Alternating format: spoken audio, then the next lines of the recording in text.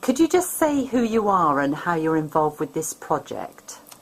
Right, I'm Bernard Leach, I'm a volunteer at Chorlton Good Neighbours, and I've been involved in the Community Health Clinic project from its first days, really. What I noticed in the early times of it was that we did quite a lot of planning, and I think there was a slightly different ethos between the way that we as Chorlton Good Neighbours plan and the way in which the community nurses, or the active case managers as they're now known, did things. In what way? Do you want to say in a bit more depth? Yeah, the main difference was that they were very, very structure orientated. They had lots of diagrams and grids on the way that we should be doing things, when we really were saying, well, let's just have a go and see how we get on. So we were much more practically orientated and they were more theoretically orientated. But the good thing about it was we set a date and we started, and we've had a pilot project that runs for around about 12 weeks, I think it is. 8 weeks. 8 weeks. And that's coming to an end now. So we're all reaching to a point where we're trying to think, well, what do we get out of it? What's gone well and what's not gone so well, and what do we do about it in the future? So what have you learned from the pilot? I mean, you've been involved with getting people's feedback, haven't you? Yeah, I've been mainly getting feedback from volunteers and to a certain extent from the community nurses as well. I want to do more of that, rather than the users. So I haven't really been talking to many of the users who've been using the service, but I think other volunteers have done, and we've got their opinions and that. So I'm getting two sets really, volunteers and the actual practitioners. So what are you noticing about the different reactions, the different sides of things? Well, volunteers on the whole have been very, very positive about it, though not totally positive, but largely positive, because they've been talking to users who see it as something that's very valuable. So I think their views have really got to be taken seriously, because they're close to the ground. They know their users. They talk with them informally. They're very confident and are liked by the users. So I think their views are very important. In terms of the community nurses, I've known less of their feedback up to now, but I think the difference is there. I've noticed the way that they've changed. And that, to me, has been one of the most important things, that there's always been a distinction between us as a voluntary organisation and any of the statutory agencies.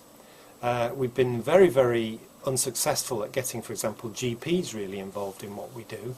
And so to have them come down from the Chorlton Health Centre to come for meetings, to run the sessions, to drop in informally, has really been, I think, transformational for them. And probably the most interesting comment I got from one of them was that I feel like I'm part of Chorlton Good Neighbours now. And that to me is real success, that they feel part of what's going on down here. They go in there, people know them, they talk to them, they've really adapted very well to that. They've not sort of stood on their professional knowledge, they've just been one of the crowd. And I think that's worked really well. In terms of the actual service that they're delivering, I think we've got to analyse that when it's finished a bit more and think about it a bit more. But it's really clear that people like it. They like it being there, and it wouldn't take a lot for it to become an absolutely established every week event as part of the coffee morning. And I think that's really is one of the problems of having a project that only lasts so many weeks, is that you build up an expectation and then you don't necessarily follow it through. And I think it could be made sustainable, but not really very much cost. It doesn't need several of them. It just needs really one of them to be around each week for 2 hours, and that would be enough. And I can't see that should really be that problematic. One of the things I've been doing is on the various... I'm involved in various other local health-related initiatives.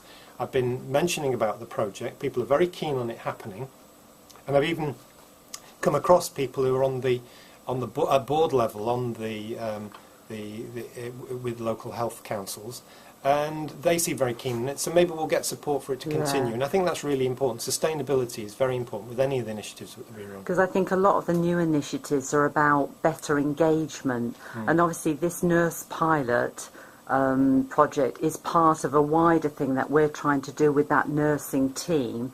And I think it takes back to your point about the volunteers' perceptions being given more validity. Yes. Because I think there is a real problem with voluntary sector workers and volunteers having real value to a multidisciplinary team and being taken seriously. That's exactly right. That's exactly right. I'm involved in an initiative, the Coalition for Collaborative Care, which is London-based, but is going to have regional following as well. And the buzzword there, which is used a lot, is co-production. And co-production means that both users, volunteers, community groups, and all that community is fully engaged with the professionals on an equal basis, that their views are taken into account, not just as a consultation, but in terms of planning services, in terms of adapting them, of having them at actual grassroots level, of people-centred medicine, really, which is what we're looking for. And, of course, the benefits of that are that it will, as we know, we're the canary in the mine. We know when things are going wrong with people. We see them every week. We visit them. They come to coffee mornings. They come to exercise classes. They come to all the various things that we do.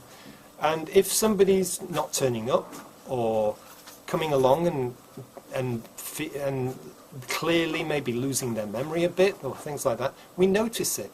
It doesn't require any complex measures, any scales or tests. We just know it. Yeah, I mean, I think that's the issue for our statutory partners, both social care and, in particular, the health people, because for them, they have a medical viewpoint which goes along the lines of ticking various boxes and doing assessments, whereas for us, it's almost a very instinctual. I'm looking, I'm listening, I'm seeing, we know the baseline, we know when there's a change, and there's nothing really, what's the word I'm looking for? There's nothing really, no, you know what I mean, Bernard, there's nothing really, not medicalised. Yeah, it feels so, it feels... They're not looking at the whole person. I think that's the problem. We're looking at the whole person. We're looking... And I think that's all the initiatives I see, and there are lots of different initiatives going on.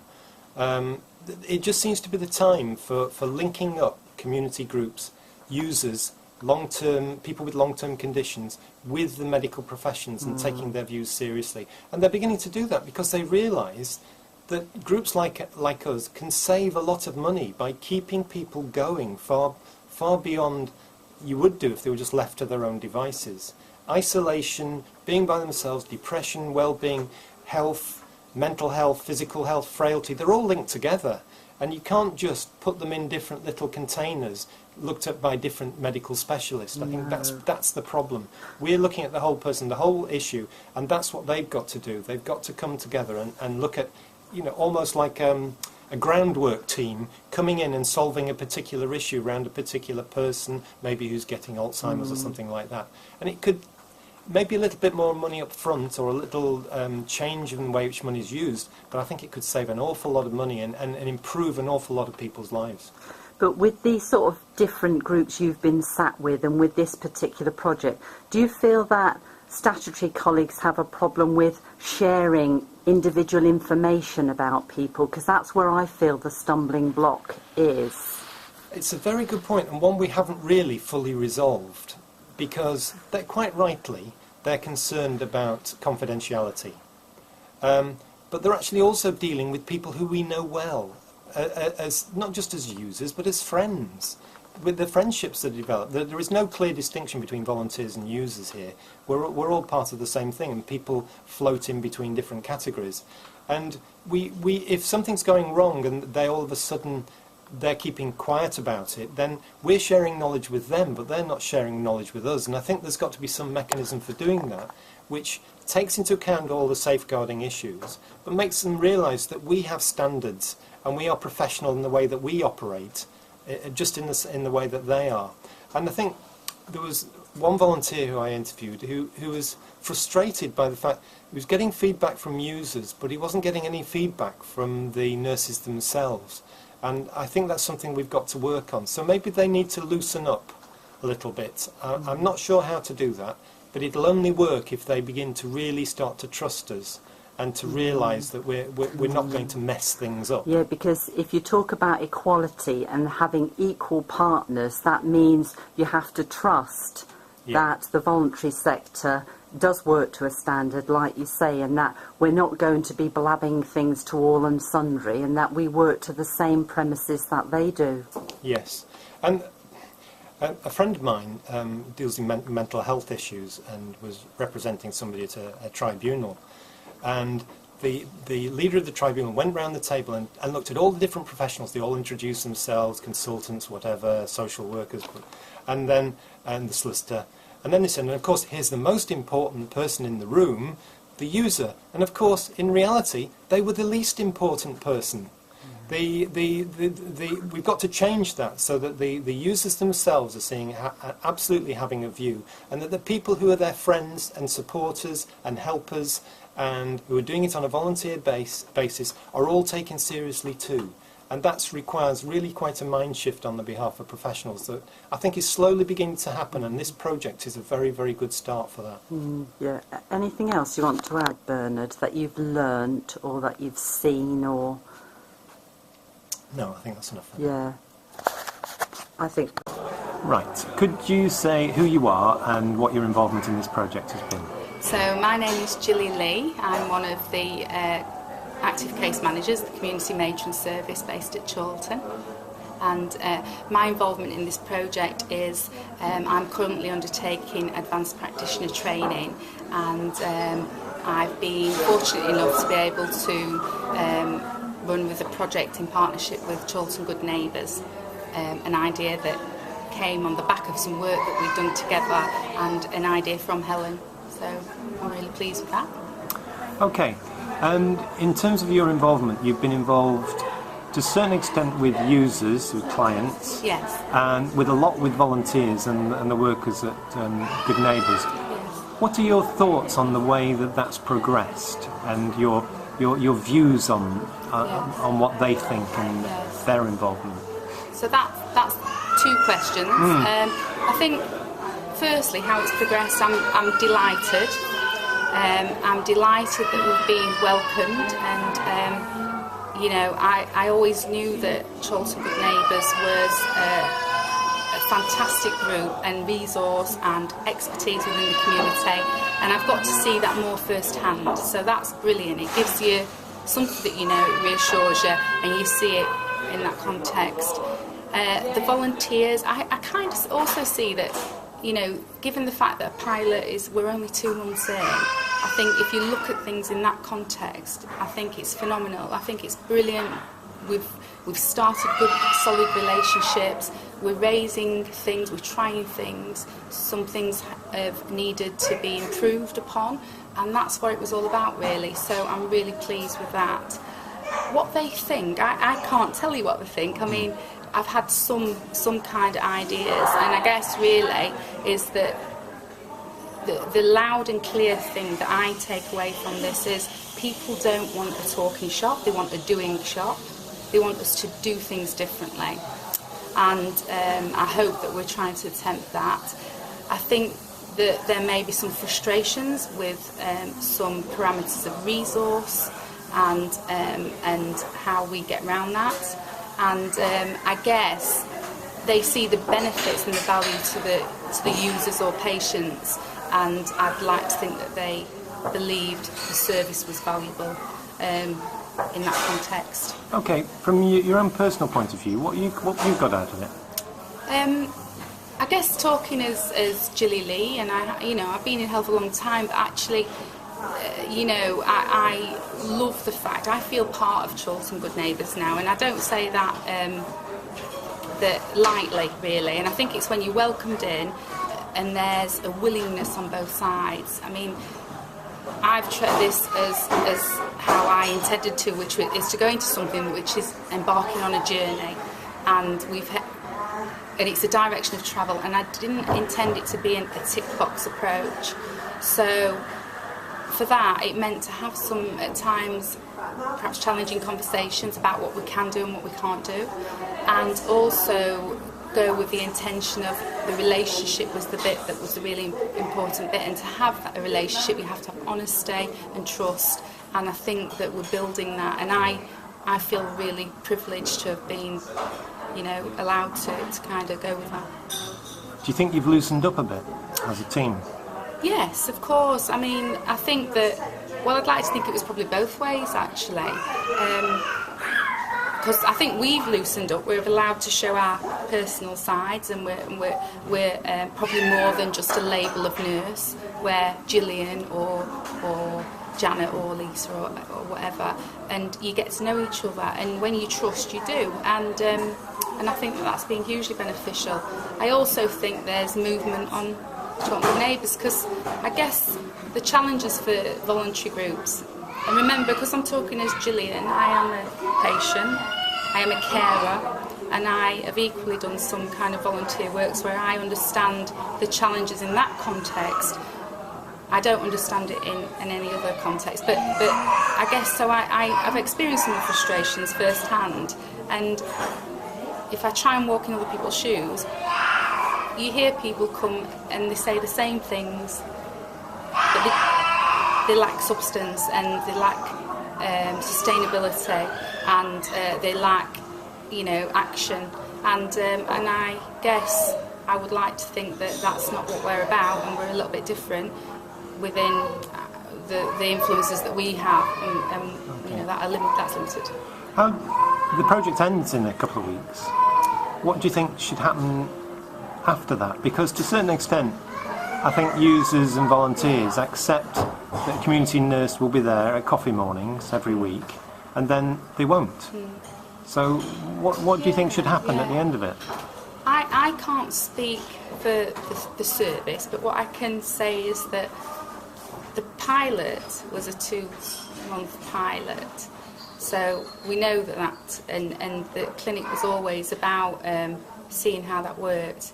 And I've got some thoughts around, and I've talked to the team about how we could perhaps streamline that and use our resources wisely. Because I guess there's some key messages, and about, you know, the thing, relationships take time, using resources wisely, priorities, and also that kind of compromise on all sides.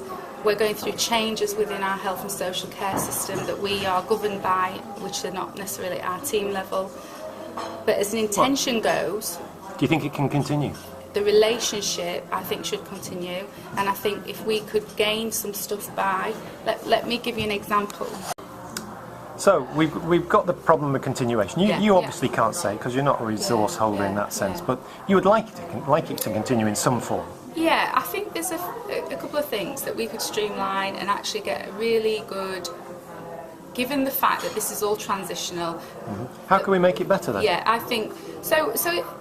You asked, you know, how it's been for us as well, and perhaps one of the ways that we could make it better is we have it a little bit more clear in parameters. So, you know, when our nurses have turned up, they're moving furniture and, you know, using 20 minutes to set a room up, and that's not wise use of our time. And actually, do we need it? Maybe we should make that a little bit more bespoke if we know someone's coming, or work get other volunteers to do that in advance. Yeah, and so we've got that. Yielding already 20 minutes, half an hour. And you know, you at Chorlton Good Neighbours, you have some fantastic activities, and it's always a little bit of a tension if we're then taking someone away from that, what they're there for. So I suppose one of the suggestions might be that we move from... we don't stay when there's something on, when we're just sat there. That's just not wise use of time either. So it might be that someone drops in, but if an activity starts, they then leave. Or they could work out when the activities are and plan it around that. Yeah, I think that, I guess that's where... It's about making better use of your time, because you're on the clock in a way. We are. In the way that volunteers aren't to the same extent. That's a good point. I think there's a contrast to that, because I think it's about... There's a couple of things when we see people there.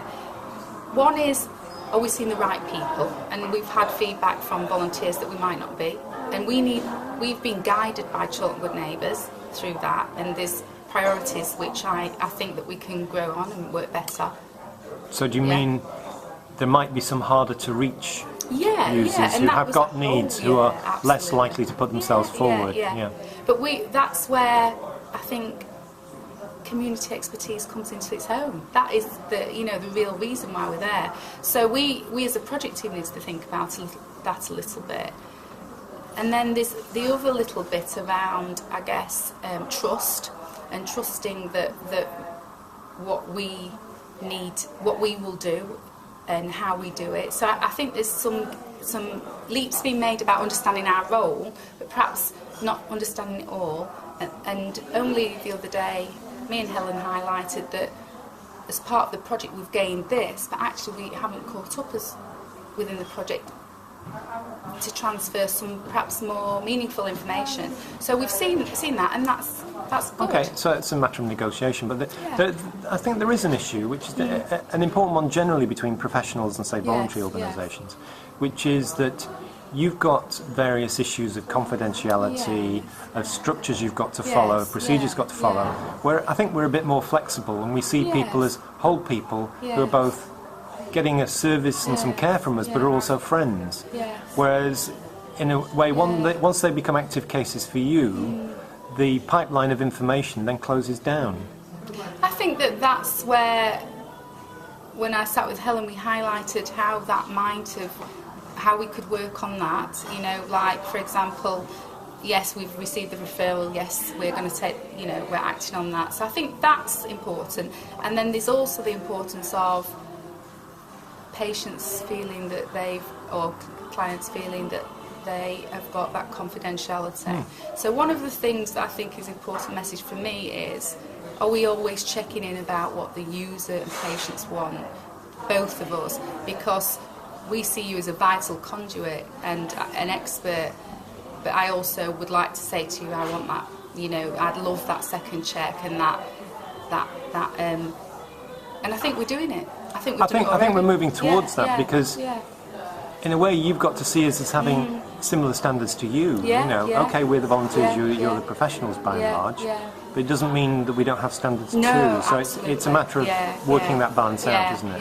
And I'd like, I think that's a really good example, that you see the person as a whole, and I'd really like to think that we come to the view that we all do that. And I've heard, the organisation talk about being the champions. I'd like to think we are the champions, but I know that takes a while, and we might need to get rid of some of the red tape. And okay, another question.